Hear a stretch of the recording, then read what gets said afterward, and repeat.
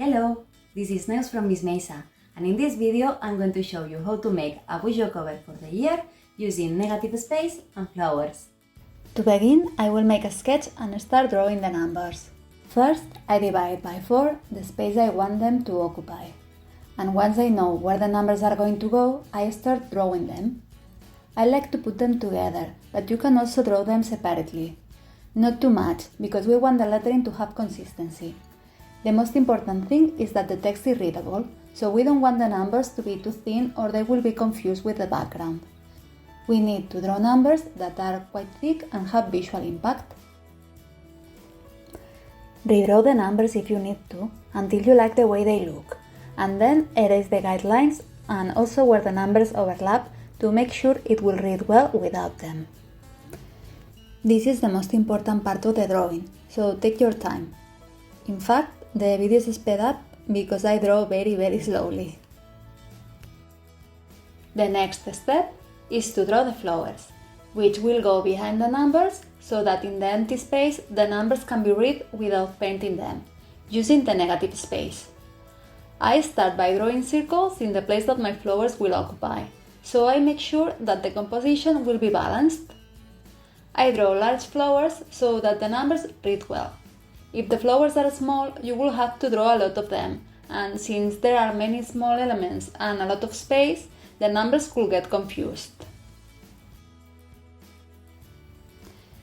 When I make this kind of compositions, I always try to make the flowers look good too, even if they are going to be behind the numbers. So it is important that a large part of the flower stands out.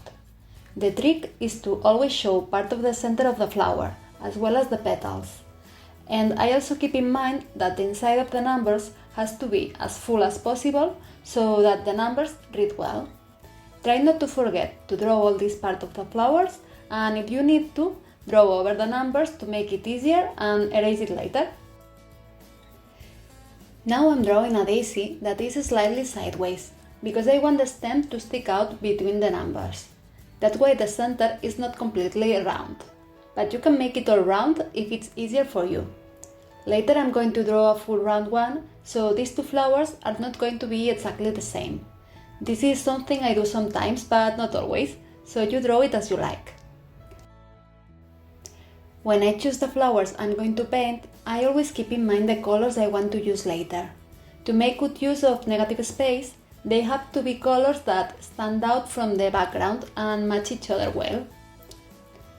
I'm going to use my blackout notebook, which has black pages, so I'm going to paint white daisies, a yellow sunflower and two pink flowers inspired by gerberas, but a little different, a little my way. Now I'm showing you an easy way to draw daisies or this kind of flowers, if you find it a bit difficult to place the petals. You start by drawing the center, and then you draw one petal above and one petal below. Then you draw the petals on the right and left, and in the space left between the petals you have already drawn, you draw two, dividing that space into two halves. This way all the petals are well placed. But don't worry if the petals are uneven, because in the end the real flowers are not symmetrical either. So it's okay if your petals are not the same or if they are more or less separated. I finished drawing my flowers and erased the lines of the guides that I don't need anymore. This way I can see the spaces I have left. In these spaces I will draw leaves and twigs to complete my composition. Also inside the numbers, so I fill in the empty spaces because we want almost everything around the numbers to be covered by color. Check well which spaces you need to fill in with these leaves and twigs. It is also a good moment to check that you have not left any part of a flower to draw, as it happened to me.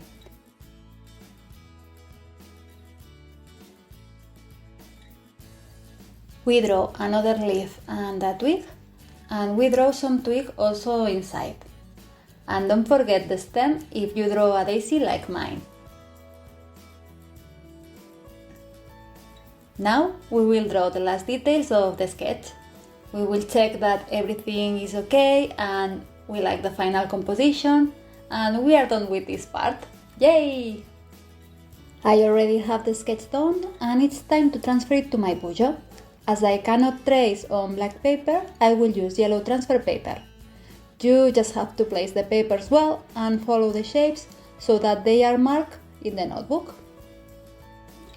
I already have all the sketch drawn in my notebook, and now we get to the most fun part, painting all the flowers and seeing the numbers appear.